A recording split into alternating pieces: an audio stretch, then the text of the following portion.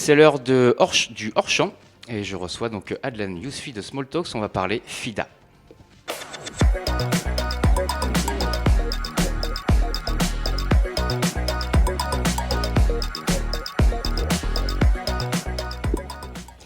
Bonjour Adlène, merci d'avoir accepté notre invitation. Donc on va parler de FIDA, qui est un texte européen qui fait couler beaucoup d'encre ces derniers mois. Peut-être avant qu'on rentre dans le vif du sujet, c'est quoi FIDA ? Bonjour Florian, donc FIDA c'est un projet de réglementation européenne qui s'inscrit dans la stratégie de la Commission de faire un grand marché de la donnée en Europe. Donc il y a déjà eu l'Open Banking, il y a le Data Act qui va démarrer le 12 septembre 2025 et désormais il y a, je dirais, une première version qui va s'appliquer à FIDA. Bon, ils ne disent pas que c'est une première version, mais on sent bien dans la rédaction que c'est une première approche un petit peu soft dont le but est vraiment d'étendre l'open banking à la partie assurance, à beaucoup de domaines, à beaucoup d'informations. Donc le constat, c'est de dire les utilisateurs ont le droit d'avoir accès à leurs données de façon gratuite, instantanée et permanente, sauf que déjà, ils ne peuvent pas en faire grand-chose eux-mêmes, consolider les informations, etc. C'est pas forcément très pratique à utiliser selon le format qu'on va leur donner. Donc, dans FIDA, la Commission demande à ce qu'il y ait des utilisateurs de données qui puissent être mandatés par les clients pour recevoir ces données sous une forme normalisée et en faire quelque chose pour proposer des services innovants aux clients. Alors comme vous l'avez dit, ça ressemble un peu quelque part, enfin il y a un lien avec DSP2 à l'époque de l'Open Banking. Quels sont les produits qui sont concernés par cette directive? Est-ce qu'on a déjà le périmètre? Alors on a le périmètre, déjà il y a l'épargne, c'est vraiment ce qui, j'ai l'impression, qui intéresse le plus la Commission européenne. Il y a aussi le crédit, ça, on n'en parle pas souvent, mais ça veut dire que les établissements de crédit seraient obligés de partager ces informations, et ça c'est quelque chose ces informations qui sont complexes et qui pourraient changer pas mal de choses. Il y a la retraite également, des produits de retraite. Et donc, sachant que les gens n'ont pas forcément toute l'information sur leurs produits de retraite, ça permettrait de consolider ces informations et même de favoriser la vente de produits de retraite. Des informations sur les assurances d'entreprise, bon, ça, on ne sait pas si ça sera aussi utilisé. Il y a du particulier, donc on pense beaucoup à l'auto et la multirisque habitation. À noter que ce qui est santé et prévoyance ne sont pas concernés. Donc c'est quand même en France quand même des gros marchés qui seront hors FIDA. Oui, et puis ça va être un sujet aussi de crispation des assureurs. On va y revenir après sur ces crispations. Comment ça va marcher ce texte? Vous avez parlé des providers de données. Alors, bon, déjà, c'est quelque chose qui va s'inscrire dans le long terme parce que il va y avoir un agrément. Enfin, déjà, il faut que ce soit voté. Il y a une date qui va être donnée. Il faut ensuite que les autorités de régulation de chaque pays donnent des agréments à des utilisateurs de données. Ensuite, il va y avoir des commissions entre les fournisseurs de données, les utilisateurs de données et les associations de consommateurs qui doivent représenter minimum de 25% de chaque marché. Donc, je ne sais pas forcément trop ce que c'est que chaque marché, mais on sait que c'est local. Mais donc, ça veut dire qu'il pourrait y avoir plusieurs groupes.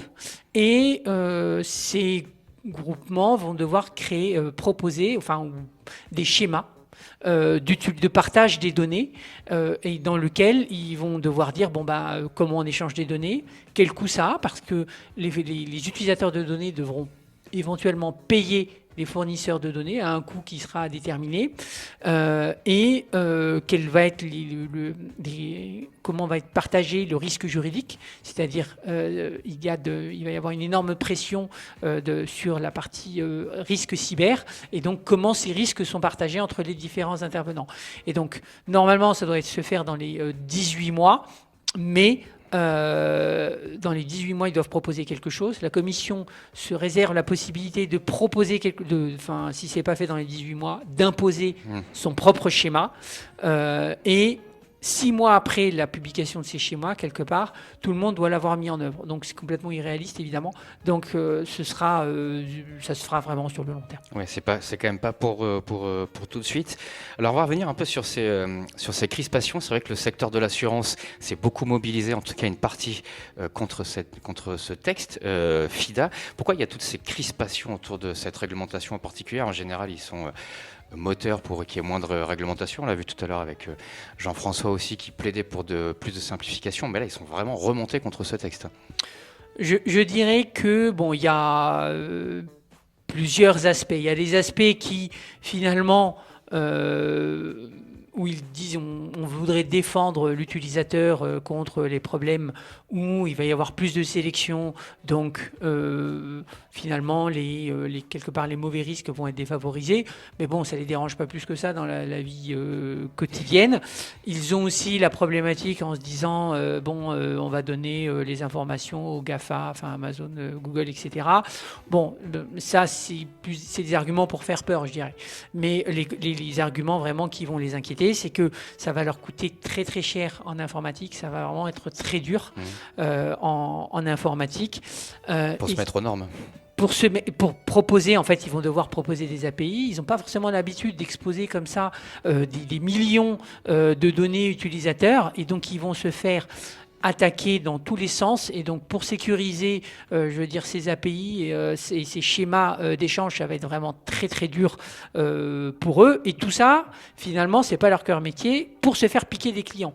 Donc c'est l'investissement qui va pas leur apporter grand chose, puisqu'il y aura des petits frais qui vont toucher, mais ça ne sera pas à la hauteur de ce que ça leur aura coûté. Et il y a aussi quelque chose qu'ils n'ont pas dit, mais dont on se rend bien compte, c'est que la FIDA énonce des pénalités qui sont colossales pour ceux qui ne feront pas, et donc ça leur fait un risque supplémentaire de sanctions.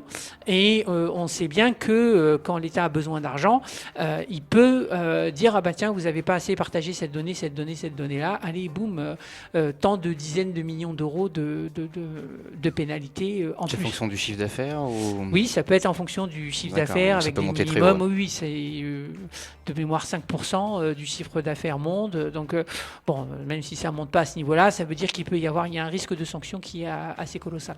Donc ça, c'est pour la partie inconvénient, point de vue assureur. Est-ce qu'elle a quand même des avantages, cette réglementation, dont on parle jamais, quasiment jamais en tout cas, pas les assurants? On n'en parle pas parce que c'est vraiment pas, ça va pas se faire tout de suite. C'est quelque chose qui va se faire dans le long terme, mais petit à petit, ça devrait se mettre en place. Je pense que c'est dans leur axe stratégique, et voilà, ça permet. L'idée, c'est de créer des grands champions de la donnée financière européen, et pour une fois d'être un peu en avance par rapport à ce que fait les États-Unis, d'avoir donc des champions européens de ces données. Donc ça, forcément, ce sont des arguments qui vont convaincre les États membres, l'Assemblée européenne, etc. Parce qu'il y a quand même des avantages.